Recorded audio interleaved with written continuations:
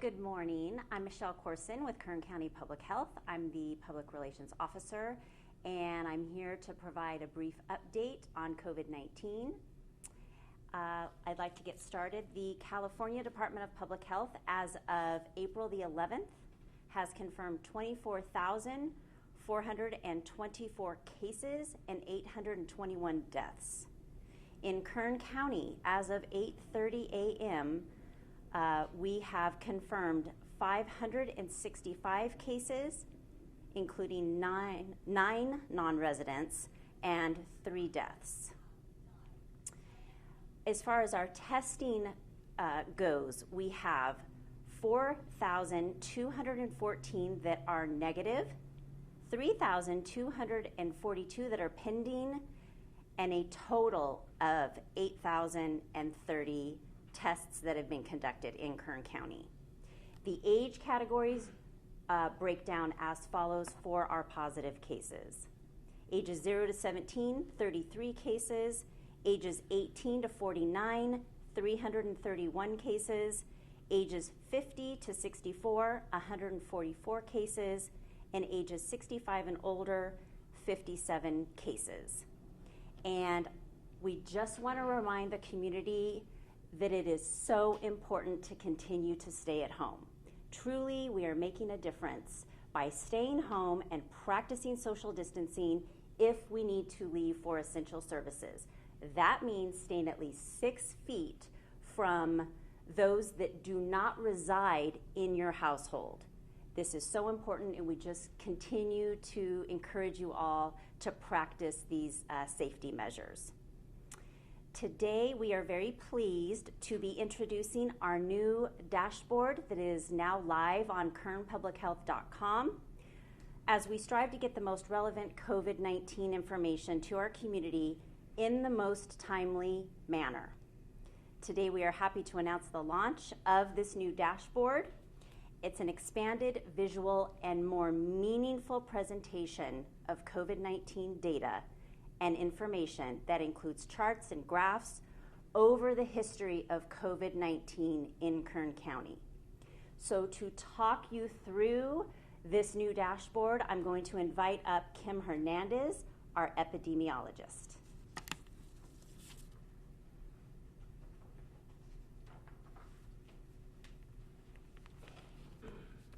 Thank you, Michelle. Good morning, everyone. The chart in front of you that you see is the number of cases here in Kern County. They are grouped by specimen collection date. And so the specimen collection date is the day that a patient is assessed by their healthcare provider, and that healthcare provider determines that they do indeed need COVID-19 testing. We are using this date rather than the date that the result is reported to us because it removes any difference in timing depending on which laboratory you're using and how quickly those laboratory results are being reported.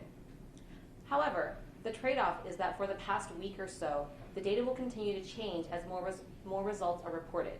You can see this in the dashboard in the shaded area. And so what we expect is that tomorrow there will be more cases added to today and the day before, and so that will continue to be preliminary data for about a week or so. So in looking in this chart, you can see 2 lines. The white line shows the total number of cases by day. The green line shows the number of active cases. The total cases line is a cumulative total of all of the cases that have been reported to public health. This number only goes up. In contrast, the active cases shows us the number of cases who are presumed to still be infectious in our community. Even as more cases are being added every day, the total cases are simultaneously being removed from the active cases as they recover from their illness. What we hope to see is that the number of active cases will stabilize, then decrease, as this will be an indication that there are fewer people in our community with COVID-19. The blue bars across the bottom depict the number of cases that are positive per day based on their specimen collection date. This tells us how many new cases there are on a daily basis. As I mentioned, this does not necessarily reflect the number of cases we report out to the community every day because the specimen collection date is likely a few days prior to the date that the lab is resulted.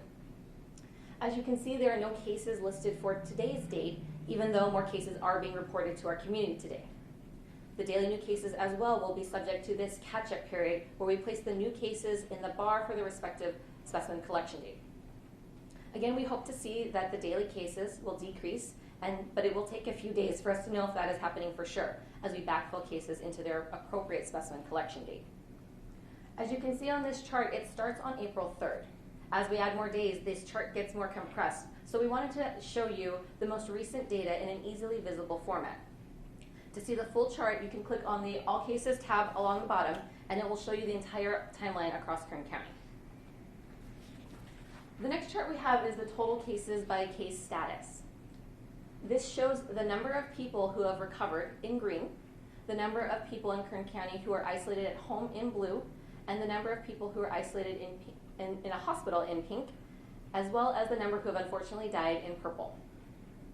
Each day is a daily total of all of the cases that are known to us on that given date. For example, as of today, there are 203 Kern County patients who have recovered. There are 337 patients who are isolated at home, and there are 22 patients who are isolated in the hospital. Each of these days is a unique snapshot in time. So, for example, if yesterday we had 10 cases who were isolated at home and 2 in the hospital, but today one of those hospitalized cases gets discharged from the hospital and gets to go home, today our data would show that there are 11 cases at home and 1 in the hospital. So each date is a unique point in time. Next up, we have the testing totals. The testing totals chart shows you how many tests have come back positive and negative, as well as the test results that are pending. This chart also shows you the percentage for each test status, so you don't have to do the calculations yourself. As we stated in the past, the pending test results are heavily dependent on healthcare providers notifying us that they have submitted a specimen for a patient. These are the same numbers that Michelle just reported out to you, but we are hoping that a visual depiction will help make this easier for us to recognize and understand. Below this chart at the top of the webpage, you will see the data that we've been previously publishing, the total number of cases in Kern County residents, the total number of deaths among Kern County residents, as well as the total number of cases diagnosed in Kern County among residents who live in other counties. We have also added the number of recovered residents, which you see is 203. Those are the patients in Kern County who have recovered from their illness. Next to those numbers, we can see the chart that shows the cases by age group. This is the same information that we have been previously publishing on our website, but now it is shown excuse me, in a chart format rather than just a table. We hope this is another way to further identify that the majority of our cases have been among those in the 18 to 49 age group. Lastly, we have our regional map at the bottom of the webpage. The regions are the same, but we have overlaid our previous regional map into a more detailed image map so that you have a more intuitive way at looking at it. You can see some of the major roads in our community, and so for areas where you may not know exactly where the zip code is, you can take a closer look and be able to see what region that area would fall in. We hope this dashboard is helpful to you. We appreciate the feedback that we have received so far regarding the data we are publishing, and we strive to continue to provide you with data in a way that is useful. Thank you.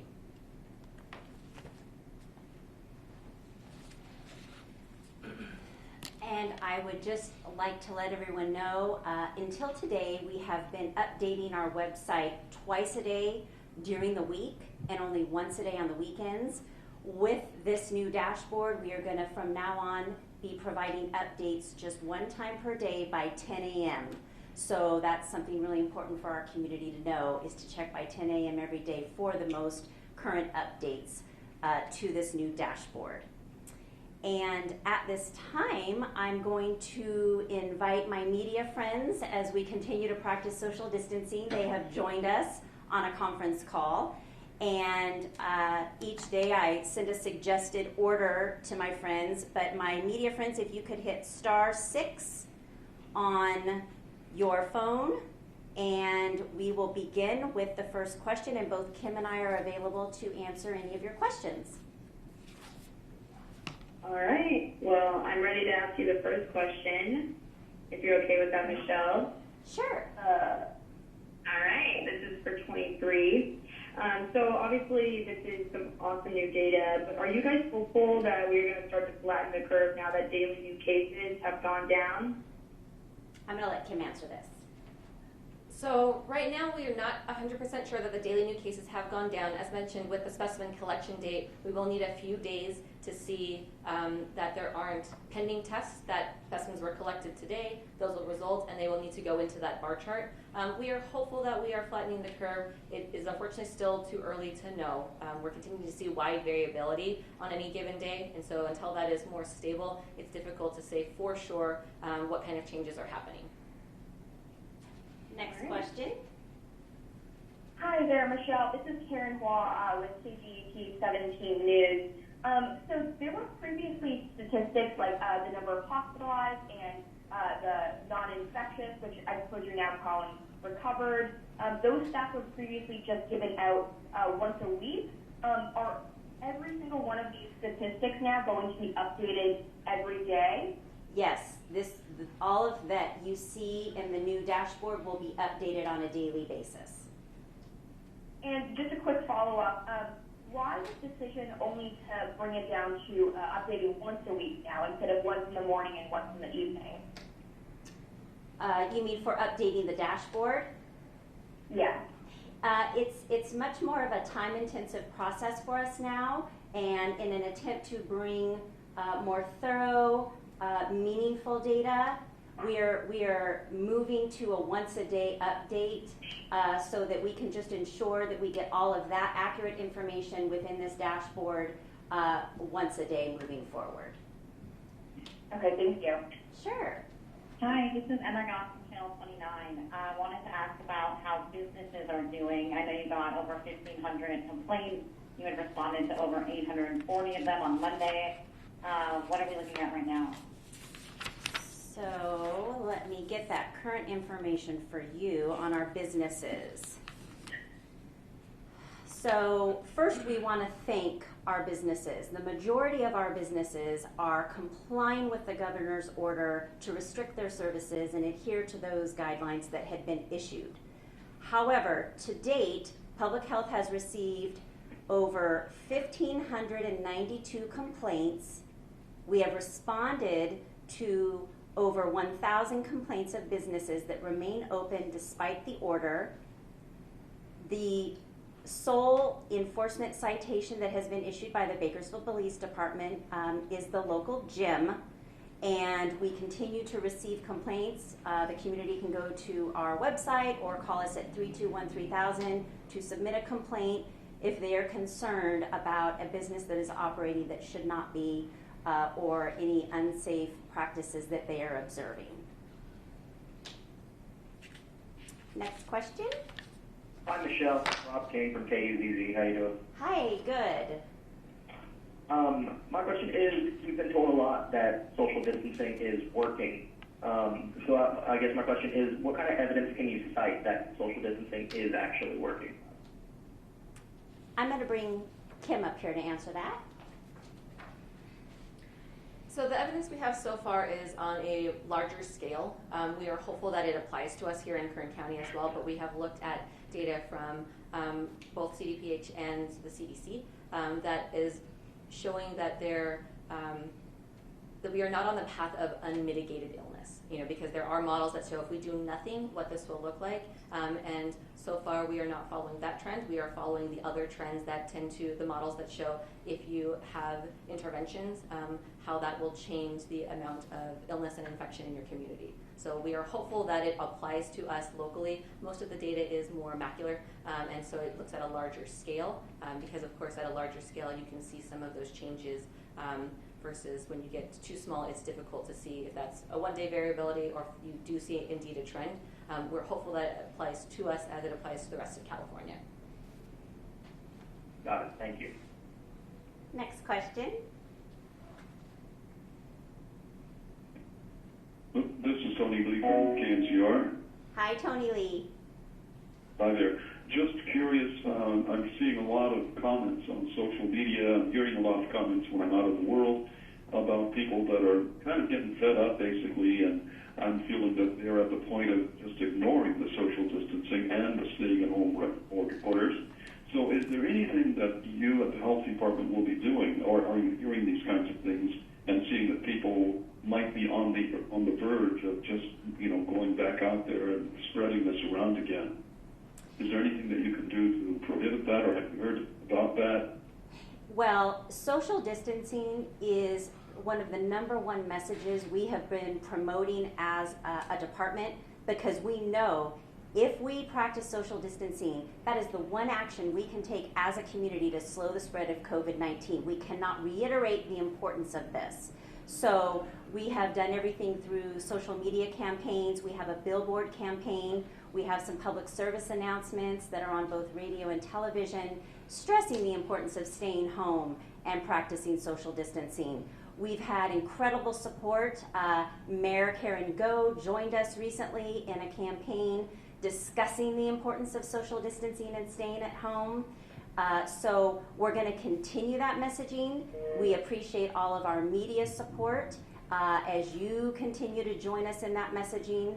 So we just cannot reiterate that we must continue this to see our trends go the way we want them to and to slow the spread. We have time for a couple more questions. If no one else has another question, this is Karen Hall with KGT. I wanted to ask if public health has a stance on antibody testing. I know the FDA has gone back and forth a bit on this. Some people consider it controversial or not as effective. I'm going to let Kim come and answer that.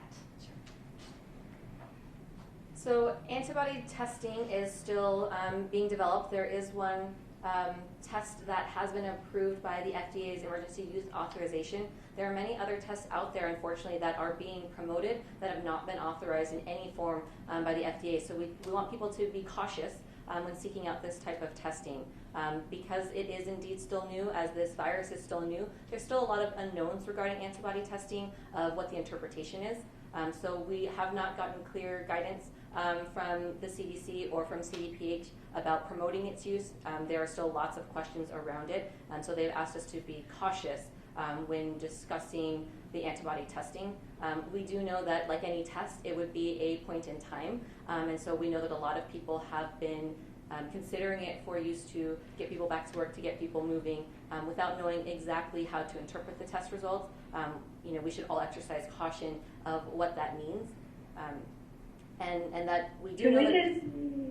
Sorry? Can we also get an update on the homeless shelter? And it's not just for homeless, obviously, but the trailers. Can we also get an update on that before we hop off of the conference call? We just want to see, obviously you guys were planning on having around 5 people write in upon the press conference last week, but we just want to know, are all 15 occupied right now, and how are those people recovering?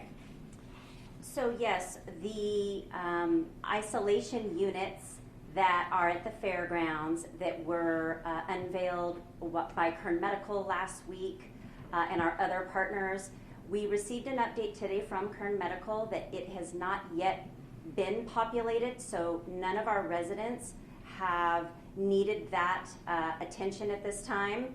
The good news is as our media saw, we conducted tours. They're ready to go when needed, and that could be any minute now. So, but as of right now, there is no residents that are utilizing those isolation units. All right, I have time for one more question, if there's one more. Well, then I'm going to go ahead and conclude the press conference. Thanks again to our community. We want to remind you that our call center remains open 7 days a week, 8 a.m. to 5 p.m. And join our, we're very excited to present this dashboard, so please visit kernpublichealth.com and check it out. So thank you so much, and stay safe, everyone.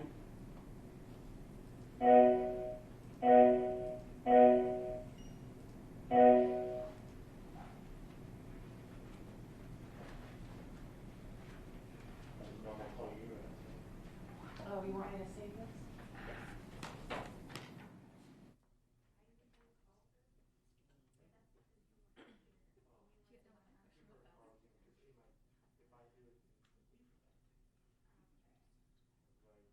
I'm sorry, Missy, but your text just popped up and your husband loves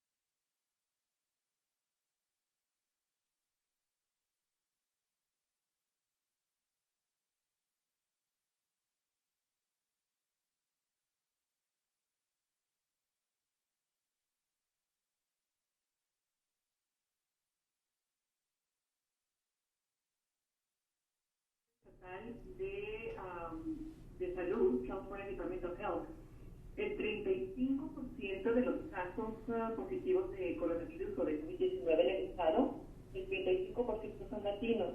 Mi pregunta es, ¿qué porcentaje en el condado de Kern de los afectados, de los que han dado positivo, son latinos?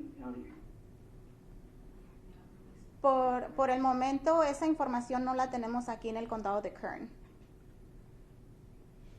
Pero ese porcentaje del departamento estatal, ellos la reciben de los diferentes departamentos de salud de las ciudades y condados. ¿No están proporcionando esa información al estado, Ellie? So she's asking if the state is reporting percentages based on race. 35% of that is Hispanic, and so she's asking how we're reporting that to the state so that they can obtain that percentage throughout California. So specific data is always reported to the state. They are reporting it at the state level because we have a much smaller population of the state. We have not been able to report it at this time. Okay. So, but how do we report? So we report information to the state regarding all of our cases. So they get it all compiled from all of the states, and then they perform their analysis and do their publications. Ok, Norma, para responder a esa pregunta, dice nuestra epidemióloga, Kim Hernández, que esa es una escala más grande, ¿no? Y es basado, es un reporte que se hace estatal, y el simple hecho de que los números aquí son más bajos en California, ese reporte no se hace basado en el condado, es solamente basado en el estado de California. Entonces, ¿no se está guardando récord de esas cifras en el condado de Kern? Por el momento no. ¿Por qué, Ellie? ¿No consideran que es necesario, que es importante? Right now, based on the data guidelines we have, we aren't able to publish more demographic information without risking breaching HIPAA or undermining privacy laws. So it's based on the demographic. Right. So, ahorita basado a la demográfica que tenemos, no podemos ofrecer esa información sin violar la póliza de HIPAA y de la privacidad de los pacientes. Localmente. Localmente, sí. Local. Localmente, exactamente. Ok, entonces, si a nivel estatal el 35% de los casos son latinos, ¿a qué creen que se debe esa cifra alta en comparación con otros, con otros estados? So she's asking why is it so high for Hispanics as 35%? How is it based? So right now, the state data is proportion. So it's not taking into account, like for example, in Kern County, half of our county is Hispanic. So it's not accounting for how many people identify as those races at this time. It's just the total numbers. Okay, so basado en el estado es solamente en proporción, no identifica exactamente cuál es la población de cada condado. Por ejemplo, aquí en el condado de Kern, nuestra población de latina es más de la mitad. So, no es exactamente en proporción, sino que no toma en cuenta el total de la población de diferentes razas en cada condado. De las personas que han sido afectadas hasta el momento, sí han dicho que han tenido otras enfermedades, ¿verdad? Underlying illnesses que obviamente empeoran su estado de salud. ¿Cuáles han sido las enfermedades, Ellie, que han visto mayormente entre las personas afectadas? So she's asking about the illnesses of people that have come positive with COVID-19. What other illnesses have been reported that induce COVID to be at higher risk or has been? So right now, we don't have any comorbidities in terms of other infections. We do know that people who are older are higher risk or have other underlying conditions. So there isn't data that we're aware of where they have, two different infectious diseases. Okay, Norma, so, cuando se nos reportan los casos, Usualmente las personas que ya tienen problemas médicos o de salud son los que están a más riesgo cuando salen positivos de COVID-19. Sin embargo, no se nos ha reportado 2 diferentes infecciones al mismo tiempo relacionadas con COVID-19. Ok, entonces, ¿en qué clase de información se están ustedes enfocando cuando las personas están dando positivo a COVID-19? ¿Qué clase de datos, qué clase de información es lo que el Departamento de Salud está enfocando para saber quiénes o cuál población está siendo la más afectada con el virus? So she's asking what public health is focusing on to see which persons are being affected mostly with COVID-19. Right. We're looking at all of the different demographic information as well as underlying conditions. And so we are seeing that it is throughout our community and across different age groups. So we want everybody to take the precautions, and that we know from larger data that there are there are specific high-risk groups you've already mentioned that are at risk of, severe disease. Okay. Norma, nosotros nos enfocamos basado en la demográfica y también tomamos en cuenta en personas que resultan positivos con COVID-19 de que la infección puede ser más severa en personas que ya tienen problemas de salud. Entonces es en lo que nos enfocamos y también es como reportamos los casos que se nos reportan de los hospitales o de los laboratorios a nuestro departamento. Pero entonces no guardan datos de si la persona, o sea, si se enfocan en lo demográfico, entonces... Sí, nos enfocamos en eso, pero es información que basado en la demográfica y en los números que se han reportado, no es reportable todavía al público. Es basado en la demográfica y el total de casos que se han reportado hasta el momento. Ok, entonces, Aldi, si te pregunto qué porcentaje de latinos están siendo afectados en el condado de Kern, ¿lo tienen esa información y no la pueden dar o no la tienen información? No la tenemos hasta el momento porque no hemos llegado a una escala donde podemos ofrecer ese tipo de información, ese tipo de demográfica en nuestro reporte. De los afectados hasta los 18 años, de 0 a 18 años, ¿qué porcentaje de ese número, Ellie, es de 0 a 12 años? Y te pregunto porque estos son niños de 13 a 15 años, ¿verdad? Entonces ya vienen siendo adolescentes y mayores, pero ¿qué porcentaje son menores de 13 años? De la forma que estamos ofreciendo o que estamos dando nuestro reporte es basado en cómo lo da el Estado, basado en edades. El Estado también lo da de 0 a 17 años y da los números de casos. Son los números de casos que te puedo dar que han resultado positivos por COVID-19 hasta la fecha. Entre 0 a 17 años son 33 casos. ¿Y no nos pueden decir de esos 33 casos qué porcentaje son menores de 13 años? Exactamente. La única información que tenemos disponible son 33 casos dentro de las edades de 0 a 17 años. ¿Qué pueden hacer las personas, Ellie, que tienen enfermedades que pudieran ponerlos en mayor riesgo, como la diabetes y ese tipo de cosas? ¿Qué pueden hacer estas personas si no tienen los recursos para cuidarse, para ver si hay alguna manera de que se puedan cuidar o proteger para que no estén en alto riesgo? Es muy importante adherir a la orden de mantenerse en casa y todos somos responsables, ¿no?, de nuestra comunidad, de lo que sucede, de protegernos, de ayudarnos mutuamente. Y es muy importante revisar a estas personas de alto riesgo, a los ancianos, por ejemplo, que también están de alto riesgo, revisarlos y ayudarles a suplir sus necesidades, a suplir a las necesidades básicas y los medicamentos. Es el mensaje que le estamos dando a nuestra comunidad, de ayudarnos los unos a los otros y de suplir esas necesidades a estas personas que están a más riesgo y que deben aislarse y mantenerse en casa para prevenir el contagio o la transmisión de COVID-19. Ok, Sí, esa es información que ya se ha repetido, ¿verdad? Sí. Bastantes veces, y inclusive a diario. ¿Hay algo que necesiten reportar, hay algo que puedan reportar, Ellie, que no se haya discutido, que no se haya hablado y que sea importante, que sea nuevo?